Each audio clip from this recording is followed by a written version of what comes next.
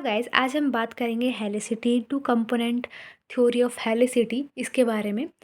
तो ये और हेलिसिटी ऑफ न्यूट्रिनो सॉरी। तो ये हेलिसिटी बेसिकली होती क्या है? तो यहाँ पे थोड़ा ये रटने का लग रहा है, कोई बात नहीं, हमने रटाएंगे, समझाएंगे आपको हेलिसिटी का मतलब क्या होता है। सो देखते हैं हेलिसिटी क्या है हमारे पास। तो देखो, जो हेलिसिटी होती है वो एक ऐसी प्रॉपर्टी होती है पार्टिकल की जो कि स्पिन के बारे में मतलब कि आपका मतलब आपके पास कोई पार्टिकल है, ये पार्टिकल है, इसका वो स्पिन बताएगी और इसका मोशन बताएगी। हेलिसिटी एक ऐसी प्रॉपर्टी होती है, ठीक है। तो हेलिसिटी जो होती है वो दो तरह की होती है, एक राइट हैंडेड एक लेफ्ट हैंडेड। सो यहाँ पर देख लेते हैं क्या लिखा है। Helicity is property of particle that describes the direction of its spin and relates to its motion and momentum. अगर आपके पार्टिकल का स्पिन जो है वो डायरेक्शन की तरफ है तो वो राइट हैंडेड होगी, अगर डायरेक्शन के अपोजिट होगा वो लेफ्ट हैंडेड होगी, ठीक है। राइट हैंडेड बताएगी अगर स्पिन आपका अलाइन है with its direction of motion, उसको हम राइट हेलिसिटी बोलेंगे, और स्पिन अगर अपोजिट उसको हम लेफ्ट हेलिसिटी बोलेंगे। तो बस यही है कि इन टर्म्स हेलिसिटी जो आपको बताती है whether the spin off particle is pointing toward the direction of motion और नॉट, राइट। सो कुछ एग्जांपल दिए हेलिसिटी की। राइट हैंडेड हेलिसिटी होती है, लेफ्ट हैंडेड हेलिसिटी होती है। राइट का मतलब मैंने आपको बता दिया, अगर आपके पास कोई पार्टिकल है वो एक डायरेक्शन में मूव कर रहा है तो उसका मोशन भी एक ही डायरेक्शन में होगा। और लेफ्ट हैंड केस में क्या होता है, अगर आपका पार्टिकल जो है वो एक डायरेक्शन में है तो उसका जो स्पिन होगा वो अपोजिट दिशा की ओर होगा, ठीक है। ये हेलिसिटी होती है। अब हम बात करेंगे न्यूट्रिनो हेलिसिटी। न्यूट्रिनो हेलिसिटी, आप न्यूट्रिनो डाल रहे हो यहाँ पे। अब देखो, हम जानते हैं कि न्यूट्रिनो का कोई मतलब न्यूट्रिनो का मास होता है, ठीक है, मास होता है। लेकिन पहले हमें नहीं पता था कि कोई हमारे पास जो न्यूट्रिनो है उनका मतलब बहुत पहले जब डिस्कवरी ढंग से नहीं हुई थी उस दौरान साइंटिस्ट ये मानते थे या फिजिसिस्ट ये मानते थे कि जो न्यूट्रिनो है आपका उसका कोई मास नहीं है। बाद में पता चला जो न्यूट्रिनो का मास है वो फ्लेवर से पता चलता है। फ्लेवर का मतलब होता है कि जो वी ऑफ इलेक्ट्रॉन है आपके पास और वी ऑफ म्यू है, यानी कि आपके पास इलेक्ट्रॉन्स और म्यून्स चेंज करते हैं, यानी फ्लेवर का जब चेंज होता है तो वही मास को डिस्क्राइब करते हैं, यानी यहाँ से यहाँ बदलेगा, यहाँ से टर्न होगा, तो ये मास को बताते हैं। तो न्यूट्रिनो हेलिसिटी क्या है? तो वही है कि इसमें दो न्यूट्रिनो हेलिसिटी जो है इसमें हम क्या लिखा है यहाँ पे, the concept of neutrino helicity and two component neutrino helicity दोनों सिमिलर है। न्यूट्रिनो और टू कंपोनेंट ये बिल्कुल ही सिमिलर है। तो न्यूट्रिनो हेलिसिटी क्या होती है? हेलिसिटी मैंने बताया कि रेफर करती है किसी पार्टिकल के स्पिन और मोशन की ओर। तो हमारे पास हेलिसिटी दो तरह की होती है, वही बताऊंगी। एक लेफ्ट हैंडेड एक राइट हैंडेड हेलिसिटी। तो लेफ्ट हैंडेड यानी जिसका स्पिन अपोजिट होगा डायरेक्शन के, यानी कि हेलिसिटी नेगेटिव आ जाएगी क्योंकि स्पिन अपोजिट है। अगर सेम सेम स्पिन होगा, सेम सेम डायरेक्शन होगी, तो हेलिसिटी तुम्हारे पास पॉजिटिव होगी। नहीं आ रहा समझ, फिर से बताती हूँ। Helicity can be described as इधर राइट हैंडेड हेलिसिटी, यानी कि पॉजिटिव हेलिसिटी हम उसको नाम देते हैं। Spin is aligned with momentum, right. अगर आपका पार्टिकल का स्पिन जो है वो सेम डायरेक्शन में है तो उसको राइट हेलिसिटी बोलेंगे, और या तो उसको मोशन भी होगा तो उसको, ठीक है। अब लेफ्ट हैंडेड हेलिसिटी का मतलब होता है कि अगर आपका स्पिन जो है वो अलाइन है विद टुवार्ड्स अपोजिट।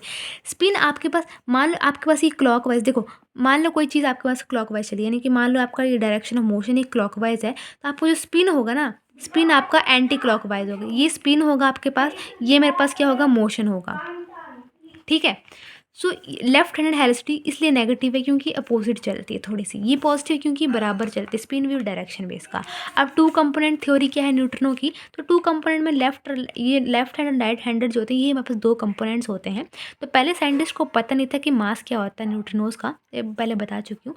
सो मास उनको पता चला था जब हमारे पास न्यूट्रिनो अपना फ्लेवर को चेंज करता है तो उसको हम बोल देंगे ये न्यूट्रिनो का मास है। यानी कि neutron two component theory, this was called two component theory left hand right hand वाली, because it said neutrino only, ये बताती है कि न्यूट्रिनो जो होते हैं वो दो तरह के होते हैं, लेफ्ट हैंड राइट हैंड।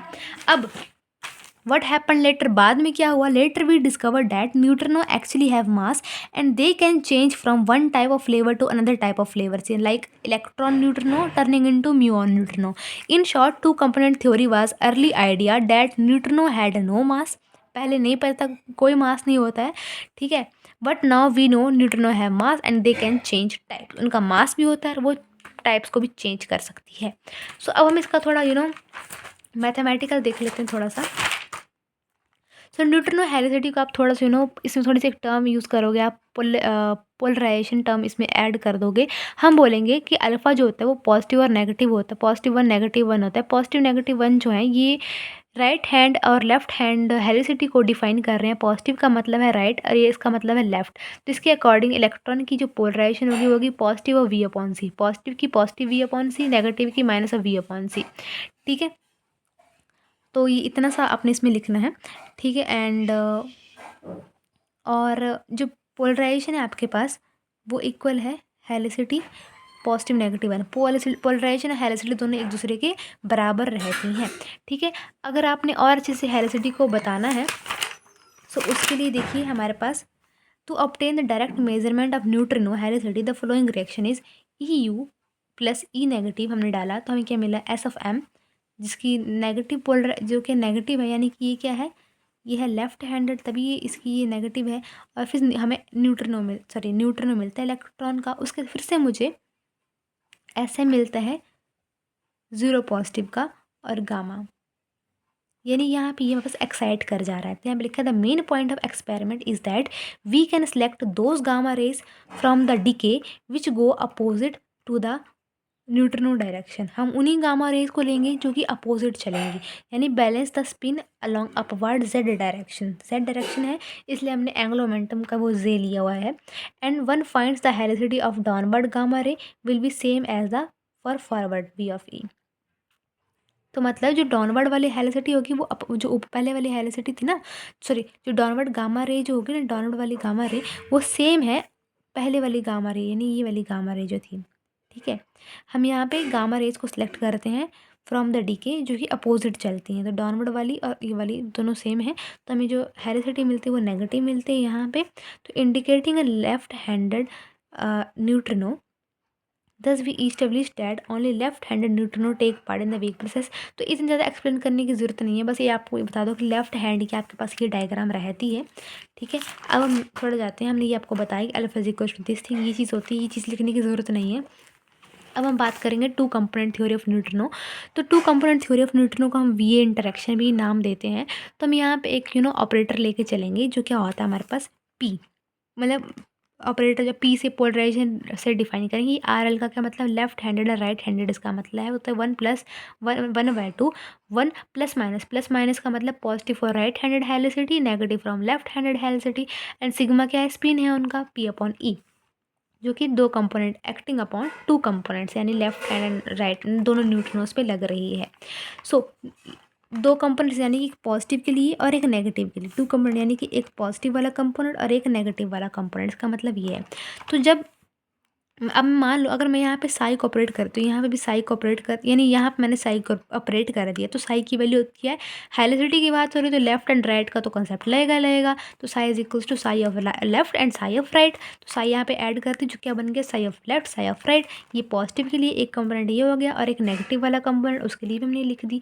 अब इसी चीज़ को हम कैसे लिख रही होती है मेरे पास, तो पी में बस कितना जाएगा, पी आर ऑफ साई कितना, यानी total P L plus P R कितना होता है, पी होता है। तो पी साई की वैल्यू कितनी आ जाएगी, या पी की कितनी वैल्यू आ जाएगी, वो आ जाएगी 1/2 1 plus y of 5, 1/2 1 plus minus y of 5। ये पी मान लो क्या हमें क्या मिल रहा है, पी इज इक्वल टू ये। अब वाई ऑफ 5 की क्या वैल्यू होती है, 1 iota 1 y of 1 iota y 1 y 2 y 3 y 4, ये इसकी वैल्यू होती है वाई 5 के। ठीक है, देखिए ये इसकी वैल्यू होती है हमारे पास। ठीक है, अब हम क्या करते हैं, नेक्स्ट ये चीज़ है हमारे पास थोड़ी सी।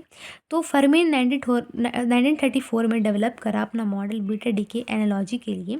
सो उसने ये बताया हमें, उसने क्या करा, मैट्रिक्स एलिमेंट चूज़ कर लिया। जो मैट्रिक्स एलिमेंट होता है m is directly proportional to e square upon q square into j baryon and j lepton. अब लैप्टॉन एंड बैरियन ले लिया उसने। अब लैप्टॉन्स में क्या आते हैं, इलेक्ट्रॉन्स आते हैं, राइट। अब बैरियन मतलब और भी आते हैं, लेकिन अभी फ़िलहाल के लिए हम इलेक्ट्रॉन्स वगैरह ले लिए हमने यहाँ पे। ठीक है, एंड म्यू वगैरह टर्म्स आती हैं उसमें। लैप्टॉन्स क्या होते हैं, इलेक्ट्रॉन्स, म्यूऑन्स, राइट, एंटी न्यूट्रिनो और वो इनके जो भी होते हैं ये चीज़ें, ये सारी क्या है हमारे पास लैप्टॉन्स हैं। ठीक है, सो और बैरियॉन्स में क्या आते हैं हमारे पास, बैरियॉन्स में हैड्रॉन्स एंड न्यूक्लियॉन्स। तो हम इसमें न्यूक्लियॉन्स को चूज़ कर रहे हैं बैरियॉन्स के लिए, यानी पी और एन है ना। यहाँ पे हम ई और म्यू को चूज़ कर रहे हैं।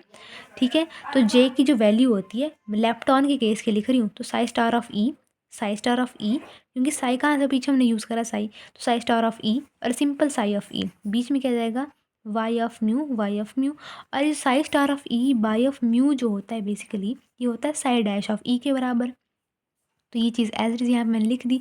अब बेरियन की बात करूँगी तो बेरियन के केस में हमने प्रोटॉन प्रोटॉन प्रोटॉन न्यूट्रॉन होता है, तो प्रोटॉन प्रोटॉन ले रहे हैं, ठीक है। तो psi of p y of mu सीधे लिख दिया अब इसने, उसको स्टार स्टार की जरूरत नहीं पड़ी, इसने सीधे लिख दिया। आप इसको ऐसे भी लिख सकते हो कि प्रोटॉन है तो साई स्टार ऑफ पी और वाई ऑफ म्यू, ठीक है।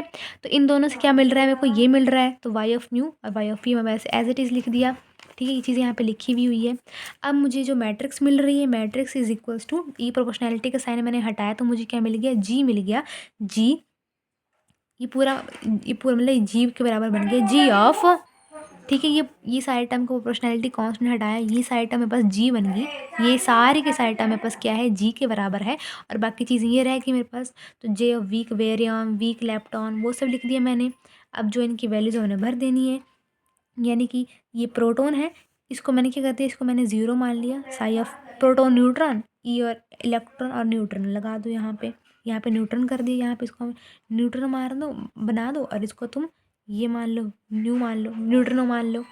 सो इस तरह का था, मतलब ये बेसिकली ये रटने का ही था, लेकिन फिर मैं जितना बता सकती थी मैंने उतना बताया अपनी तरफ से।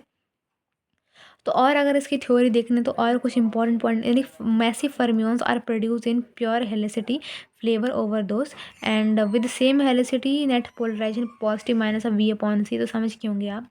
However s p and t would flavour the same helicity for fermion and anti fermion.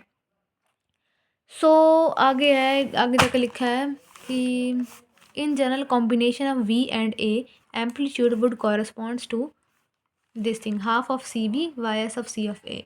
तो सी बी एंड सी, तो c b of c of a constant है हमारे पास यहाँ पे, तो आप इसको कैसे याद रखेंगे, half of c of v plus, यार इसको याद रखना है कि ये मतलब वी इंटरेक्शंस हो रही है ना, तो सी ऑफ वी और सी ऑफ ए और साथ में वाई ऑफ एस यहाँ पे लगा दो। और सी ऑफ वी ए के कॉन्स्टेंट है हमारे पास, तो fact neutron is produce in pure helicity eigen state -1, C B is equals to minus of CA, giving this operator. So this is all about helicity. Thank you.